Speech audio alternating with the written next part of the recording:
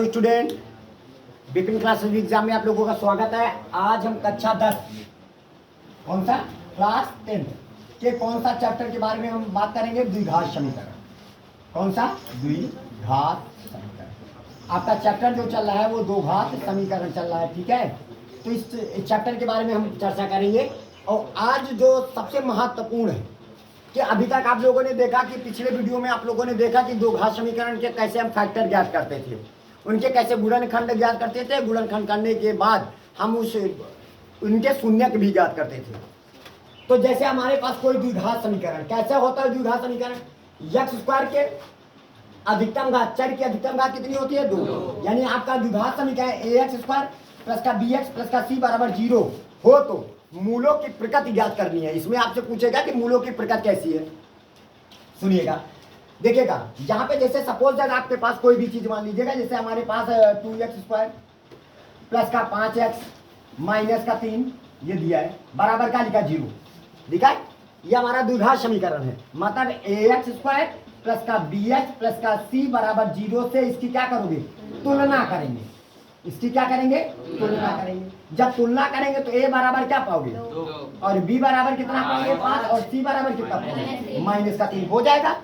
तो आप यहाँ पे जब b की जगह पर कितना रखोगे? 5 हो जाएगा। a की जगह पर कितना रखोगे? 2।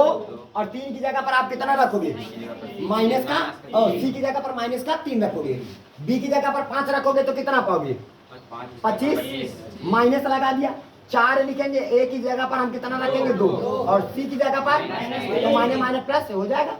तो हमारे पास हो जाएगा 25 प्लस का 4 दूनी 8, 8 त्रिक 24। तो 25 और 24 कितना होता है? 49। अब देखिएगा ये हमारे पास 49 आ गया। 49 आया कि नहीं आया? तो आपने देखा कि 49 किसी संख्या का पूर्ण वर्ग है कि नहीं? किसका है? 7 का वर्ग है। तो कहने का मतलब हम b स्क्वायर का मान अगर हम निकाले वो 0 से बड़ा मिला। 0 से बड़ा होने का मतलब धनात्मक होना। 0 से बड़ा होने का मतलब क्या हुआ? धनात्मक हो, साथ में एक पूर्ण वर्ग हो। पूर्ण वर्ग है कि नहीं? मतलब धनात्मक भी हो और साथ में एक पूर्ण वर्ग हो। तो ऐसी स्थिति में देखो इसे हमने लिखा है यदि b स्क्वायर माइनस का 4ac बड़ा हो किससे? 0 से, और साथ में तथा पूर्ण वर्ग हो। देखिएगा पूर्ण वर्ग है कि नहीं? पूर्ण वर्ग हो तो मूलों की प्रकृति क्या होगी? मूल तुम्हारा वास्तविक होगा, यानी धनात्मक होगा तो वास्तविक होगा। और वो अगर पूर्ण वर्ग हो गया तो परिमेय होगा। वो क्या होगा? परिमेय होगा। और भिन्न भिन्न हो गए। बात है समझ में? मूलों की प्रकृति। और यदि बाबूजी फिर अगर यदि b स्क्वायर माइनस का 4ac बड़ा हुए किससे? 0 से, यानी 0 से बड़ा होने का मतलब क्या हुआ? धनात्मक होना। लेकिन पूर्ण वर्ग ना हो, जैसे आ जाए 27 आ जाए। 27 किसी का पूर्ण वर्ग है क्या? नहीं। लेकिन धनात्मक तो है ना। तो धनात्मक होता है तब वो पूर्ण वर्ग ना हो। क्या बोला है उसने? कि b स्क्वायर माइनस का 4ac पूर्ण वर्ग ना हो लेकिन धनात्मक हो, यानी 0 से बड़ा हो। तो ऐसी स्थिति में मूल वास्तविक, परिमेय की जगह क्या बदल जाएगा? अपरिमेय। यानी जब वर्ग होता है ये तो परिमेय होता है, और वर्ग नहीं होता है तो अपरिमेय होता है, और भिन्न भिन्न होंगे। नहीं समझ में आया? कॉन्सेप्ट समझ में आ रहा है कि नहीं आ रहा है? अगला जो कॉन्सेप्ट है, यदि b स्क्वायर माइनस का 4ac क्या? b स्क्वायर माइनस का 4ac बराबर क्या आ जाएगा? 0। यानी आप जब इसको हल करो तो माइनस का 25 माइनस का 25 बराबर क्या आ जाए? बराबर b स्क्वायर माइनस का 4ac को जब हल किया, हल करने पर 0 भी आ सकता है, नहीं आ सकता है? 0 आ जाए तो मूल कैसा हो जाता है? मूल वास्तविक होगा और समान होगा। क्या होगा? मूल वास्तविक होगा और समान। और यदि b स्क्वायर का मान b स्क्वायर माइनस का 4ac यहाँ पे वैल्यू रखे और मान ऋणात्मक मिले, क्या मिले? जैसे माइनस का 7, यानी क्या है? ऋणात्मक। किसका मान? b स्क्वायर माइनस का 4ac का मान अगर ऋणात्मक मिल जाता है तो ये ऐसी स्थिति में मूल कैसा होता है? काल्पनिक होगा। काल्पनिक होने का मतलब वास्तविक नहीं है। काल्पनिक होने का मतलब क्या है? वास्तविक नहीं है। तो b स्क्वायर माइनस का 4ac इज लेस देन, देखो वो क्या है? बड़ा है, तो ये क्या है? छोटा है। तो इसको छोटा है तो इसको बोला जाता है less than. b square minus का 4ac इज लेस देन बराबर 0। और ये देखिएगा क्या लगा? b स्क्वायर माइनस का 4ac इज इक्वल टू 0। और ये क्या लिखा? b स्क्वायर माइनस का 4ac, ये देखकर मुंह बता रहे तो ये बड़ा है तो इस ग्रेटर देन बोला जाता है। क्या बोला जाता है, ये बड़ा है तो ग्रेटर देन बोला जाएगा 0। और बी स्क्वायर माइनस का 4ac इज ग्रेटर देन 0। बस इसमें क्या है कि बी स्क्वायर माइनस का 4ac का मान अगर मान लीजिएगा कोई धनात्मक है, क्या है, कोई धनात्मक संख्या है, धनात्मक संख्या आ गई देखिएगा, जैसे ये 36 आ गया, धनात्मक है कि नहीं, और साथ में एक पूर्ण वर्ग भी है, तो ये कैसा होगा, मूल वास्तविक होगा, परिमेय होगा और भिन्न भिन्न होगा। नहीं आया। और यदि इसका मान सपोज दैट हमारे पास 7 आ जाए, धनात्मक आया कि नहीं है, लेकिन क्या ये पूर्ण वर्ग है, नहीं है, तो मूल कैसा होगा, वास्तविक होगा, अपरिमेय होगा, अपरिमेय होगा। और यदि बी स्क्वायर का मान हमारे पास क्या आ जाए, 0 आ जाए, तो मूल कैसा होगा, वास्तविक तथा समान होगा। क्या होगा, वास्तविक तथा समान होगा। और यदि बी स्क्वायर का मान माइनस में आ जाए, यानी बी स्क्वायर माइनस का 4ac का मान 0 से कम होने का मतलब क्या, ऋणात्मक होना, तो मूल कैसा हो जाता है, काल्पनिक हो जाता है। और दूसरी बात है, विविधकर का सूत्र होता है, ये बी स्क्वायर माइनस का 4ac, बी स्क्वायर माइनस का 4ac ये कौन है, विविधकर का सूत्र होता है, बी स्क्वायर माइनस का 4ac, ये याद करना पड़ेगा आपको कि विविधकर d बराबर बी स्क्वायर माइनस का 4ac, इसको शॉर्टकट में d से डिनोट किया जाता है, तो बी स्क्वायर माइनस का 4ac। ठीक है, इसके बाद द्विघात समीकरण के मूल सूत्र, यदि द्विघात समीकरण आपके पास ax स्क्वायर प्लस का bx प्लस का c बराबर 0, तो इसका द्विघात समीकरण सूत्र जी कहते हैं ना, जैसे तुम लोगों ने पिछले प्रश्नावली में 4c में पढ़ा, द्विघात समीकरण का गुणनखंड करके किया था ना, गुणनखंड। तो अगर वही बात वो कह दे गुणनखंड की सहायता से मत करो, इसको सूत्र से करिए, मूल सूत्र की सहायता से करिए। तो मूल सूत्र क्या है हमारा, श्रीधराचार्य विधि। इसे किस सूत्र से नाम जाना जाता है, तो इसका सूत्र क्या होता है, x बराबर माइनस का b प्लस माइनस का under root B square minus का 4ac बटे 2a। तो इसे किस सूत्र के नाम से जाना जाता है, सूत्र के नाम से जाना जाता है। इतनी बात सबको समझ में आ गई, सबको क्लियर हो गया। चलिए आगे, चलिए अब इसके बाद क्वेश्चन में आ जाते हैं। क्वेश्चन में क्या करना है देखिएगा, कहता है निम्नलिखित समीकरण के मूल सूत्र ज्ञात करो, मूल सूत्र ज्ञात करो। अब मूल सूत्र ज्ञात करना है कि मतलब आपको ये भी बता सकते हो, इसमें देखिएगा बहुत सारी बातें हैं, आप इसमें ये बताना है कि ये मूल कैसा है, मूल कैसा है, मतलब मूल वास्तविक है कि मूल काल्पनिक है, कैसा मूल है। तो मूल ज्ञात करने के लिए जैसे हमारे पास कोई एक सवाल पकड़िएगा, इसमें बहुत सारी चीजें हम सब आपको बता डालेंगे इसमें, ठीक है। सबसे पहले हम बात चर्चा करेंगे मूलों की प्रकृति पर। हम कोई भी एक सवाल पकड़े, कोई भी सवाल, जैसे हमने पहला पकड़ लिया 2x स्क्वायर प्लस का 14x और प्लस का क्या हुआ 9 बराबर क्या लिखा 0। ध्यान देना बात को। अब ये बताइए कि इसकी तुलना किससे करोगे, ax स्क्वायर प्लस का bx प्लस का c बराबर 0 से क्या करोगे, इसकी तुलना करने पर जब आप तुलना करोगे a बराबर कितना पाओगे 2, b बराबर कितना पाओगे 14 और c बराबर आप कितना पाओगे 9 हो जाएगा, ठीक है। इसके बाद आप क्या करोगे, इसको धाराचार्य विधि से लगाएंगे, नहीं पहले तो हम बताएंगे मूलों की प्रकार। मूल सूत्र ज्ञात करना है, सूत्र ज्ञात करना है, सूत्र की सहायता से इसके मूल ज्ञात करना है, लेकिन पहले हम मूलों की प्रकार, फिर उसके बाद जो ज्ञात करना है हम बताएंगे, ताकि बहुत सारी बातें एक ही सवाल में आ जाए। तो सबसे पहले हम ज्ञात करेंगे क्या, मूलों की प्रकृति, प्रगति नहीं प्रकृति, मूलों की प्रकृति। ये आप कैसे ज्ञात करोगे, आपको पता है, तो हम क्या निकालेंगे, हम बी स्क्वायर माइनस का 4ac निकालेंगे, यानी विविधकर निकालेंगे। क्या, ये किसका सूत्र है, विविधकर का, पता है ना, d बराबर बी स्क्वायर माइनस का 4ac। अब बताइएगा कि ये बताइए d बराबर b का मान 14 का होल स्क्वायर माइनस का 4 गुणे a का मान 2, c का मान 9, तो हमारे पास d बराबर कितना हो जाएगा 14 का वर्ग कितना 196 माइनस का गुना 2 18 18 चौक 72, तो हमारे पास d बराबर कितना आया 4 2 12 हो जाएगा ना 124 धनात्मक है कि ऋणात्मक, धनात्मक होने का मतलब 0 से बड़ा है ना, यानी हमारा बी स्क्वायर माइनस का 4ac जो है वो 0 से बड़ा है, यानी कह लीजिएगा कि d का मान, ये d ही तो है कि d का मान हमारे पास क्या है 0 से बड़ा है। और ये क्या पूर्ण वर्ग है क्या, नहीं है, अतः आप यहाँ पे कह सकते हो, अतः मूल ना वास्तविक, वेरी गुड वास्तविक अपरिमेय तथा भिन्न भिन्न। इतनी बात समझ में आई? भिन्न भिन्न होंगे, भिन्न भिन्न। इतनी बात सबको समझ में आई? ये कब आप करते? जब आपसे ये कहता कि मूलों की प्रकृति ज्ञात करो, तो आप इतना करना पड़ेगा आपको मूलों की प्रकृति के लिए। नहीं समझ में आया? फिर उसके बाद आपसे कहे कि इसको धराचार्य विधि से इसके मूल ज्ञात करो, तो लिखिएगा श्री धराचार्य विधि से। क्या लिखोगे? धराचार्य। इधर सुनिएगा, धराचार्य विधि क्या कहता है कि यक्ष बराबर ही क्यों? क्योंकि हमारा फलन किसमें है? हमारा जो समीकरण है कौन से चरपदी में है? एक्स चरपदी में। एक्स बराबर, अगर वाई चरपदी में होता वाई बराबर, अगर टी चरपदी में होता टी बराबर। समझ में आ रहा है? तो हमारे पास बराबर माइनस का प्लस माइनस का अंडर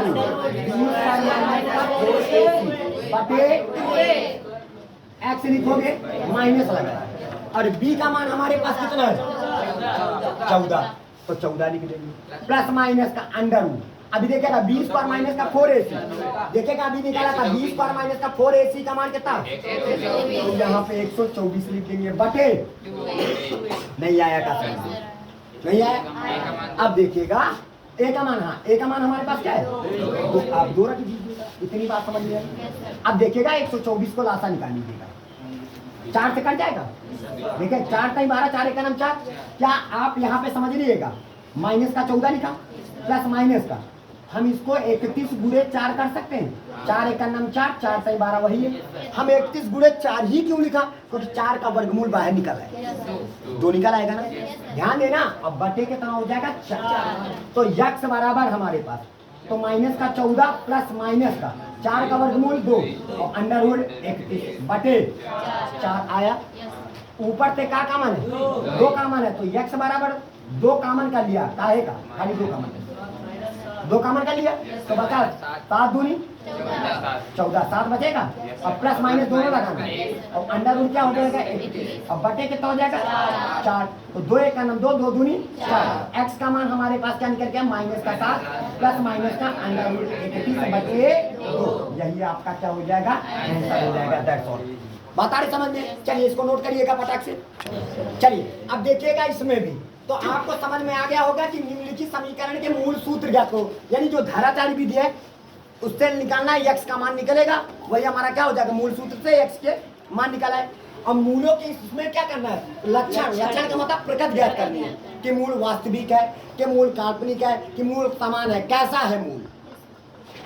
तो हम आपको बता चुके हैं। चलिए तो सबसे पहले तो हम कोई एक सवाल और पकड़ लेते हैं, जैसे हम 6वां नंबर पकड़ के लेके चलते हैं। कौन सा नंबर? 6वां। जैसे 1/2 एक्स स्क्वायर लिखा है, प्लस का क्या लिखा है? 1/3 एक्स लिखा हुआ है, प्लस का क्या लिखा है? 1 बराबर का लिखा है 0। पहले 2, 3 और इसके नीचे मान लीजिएगा 1, लासा क्या आ जाएगा? 6 आएगा। 2 का पहाड़ा पड़ी, 6 से आगे 2 टाइम 6, 3 एक्स स्क्वायर, प्लस का 3 दूना 6, 2 एक्स, प्लस का 1 का पहाड़ा पड़ी 6 से आगे नहीं जाएगा, 6 बार जाएगा बराबर 0। ये गंगा जी में डूब के मर गया। तो 3x स्क्वायर प्लस का क्या हो जाएगा? 2x प्लस का 6 बराबर 0। अब इसकी तुलना किससे करोगे? इसकी तुलना करेंगे ax स्क्वायर प्लस का bx प्लस का c बराबर 0 से तुलना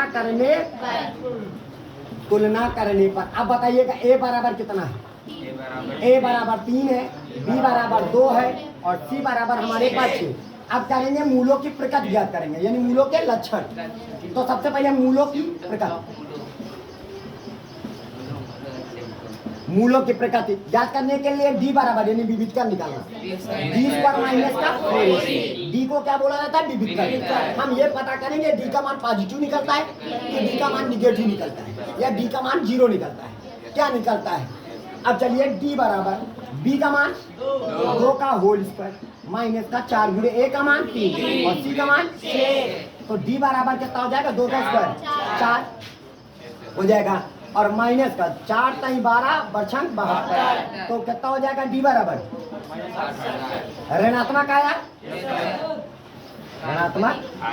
ठीक है, जब ऋणात्मक है इसका मतलब मूल कैसा हुआ? यानी डी का मान ऋणात्मक होने का मतलब कब? 0 से छोटा होना। जीरो से अतः मूल क्या होगा? अतः मूल काल्पनिक होगा। क्या होगा? और जब काल्पनिक होता है, याद रखना, मूल क्या है? काल्पनिक। बस इतना करना है, मूल काल्पनिक। सुन लीजिएगा, जब मूल काल्पनिक होता है तो उसमें धराचार विधि नहीं लगाया जाएगा। याद रखना, मूल काल्पनिक होता है तो उसमें धराचार विधि नहीं। तब वो आपको फर्स्ट ईयर में पढ़ोगे श्रमिक संख्या, तब आपको उस मेथड से बताया जाएगा। क्यों? क्योंकि इसका मान माइनस में इमेजिन करो तो यह आप x बराबर माइनस का b प्लस माइनस का under root B square minus का 4ac पढ़ोगे कि नहीं? बटे 2a पढ़ोगे तो x बराबर माइनस लगाओगे, b का मान हमारे पास कितना है? 2 प्लस माइनस का under root B square minus का 4ac का मान माइनस का 68 निकाले हो ना। अब बटे 2a का मान 3 कर दिया। अब बताइएगा अंडर रूट माइनस का 68 का वर्गमूल निकाल सकते हो? किसी भी ऋणात्मक संख्या का आप वर्गमूल नहीं निकाला जा सकता है, ये डिफाइंड नहीं किया जा सकता। आप लोग डिफाइंड नहीं कर सकते हो। इसके लिए आप जब कक्षा 11 में पहुंचोगे तो ऐसी संख्याओं को हल करने के लिए उन्होंने श्रमिक संख्या का उपयोग किया है। ठीक है, तो ये जो मूल काल्पनिक होते हैं तो उनका द्विघात समीकरण नहीं करा जाएगा। याद रखना, जब मूल वास्तविक होगा, क्या होगा? मूल वास्तविक होगा या मूल समान होगा, तभी हम द्विघात समीकरण करेंगे, तभी हम धराचार विधि का सूत्र लगा के सॉल्व करेंगे। बात आ रही समझ में? तो ये कैसा मूल है? काल्पनिक है, तो इसमें धराचार नहीं लगाना, क्योंकि मूलों की प्रकृति ही बतानी है। मूल कैसा है? काल्पनिक है। बात खत्म हो गई। ठीक है, जैसे मान लीजिएगा सपोज हम यहाँ पे आ जाते हैं, कोई भी क्वेश्चन लेते हैं, जैसे ये हमने ले लिया, किसको लेते हैं? इनको ले लीजिएगा, इनको ले लीजिए। सब ये मूल कैसे है? जैसे ये वाला हमारे पास क्या है, जैसे हमने इसको पकड़ लिया, 11 नंबर को पकड़ लिया। ध्यान दीजिएगा, 11 नंबर क्या लिखा हमारे पास? 2x स्क्वायर माइनस का 6x प्लस का क्या लिखा? 3 बराबर क्या लिखा? 0। ठीक है, शेष सवाल आपको करना है, जब मूल काल्पनिक हो तो धराचार विधि मत लगाना। ठीक है, और जब मूल वास्तविक हो यानी पॉजिटिव यानी धनात्मक हो या बराबर d बराबर 0, तभी धराचार विधि का उपयोग करना, अन्यथा नहीं करना। तो जैसे इसकी तुलना सबसे पहले हम ax स्क्वायर प्लस का bx प्लस का c बराबर 0 से तुलना करेंगे। इसकी तुलना करेंगे तो a बराबर कितना पाओगे? 2, b बराबर कितना पाओगे? 6, c बराबर कितना पाओगे? माइनस का 6 है। ठीक है, माइनस का b का मान हमारे पास कितना है? माइनस का 6 है। अब बताइए, अब d बराबर निकालेंगे, मतलब d का क्यों निकाले? मूलों की प्रकृति बतानी है। मूलों की क्या प्रकृति? इधर देखिएगा, b स्क्वायर माइनस का 4ac, b का मान माइनस का 6 का होल स्क्वायर। ये किसका सूत्र है? डी का। इसका सूत्र है डी का। माइनस का 4 गुणे a का मान 2, इसका मान 3, माइनस 6 का वर्ग 36, माइनस का 4 दूनी 8 3 24, 36 में 24 निकल गए 12। तो डी का मान क्या आया? 12। 12 का मतलब क्या हुआ? धनात्मक। जब धनात्मक है तो मूल कैसा है? मूल वास्तविक, मूल वास्तविक और अपरिमेय, क्योंकि वर्ग नहीं है ना, अपरिमेय तथा भिन्न भिन्न। अब बताओ भिन्न भिन्न। अब जब भिन्न भिन्न होंगे, सुनिएगा, अब इसको धराचार विधि से हल कर सकते हो, इसको धराचार विधि इसमें लगा सकते हो। तो एक्स क्या लिखोगे? श्री धराचार्य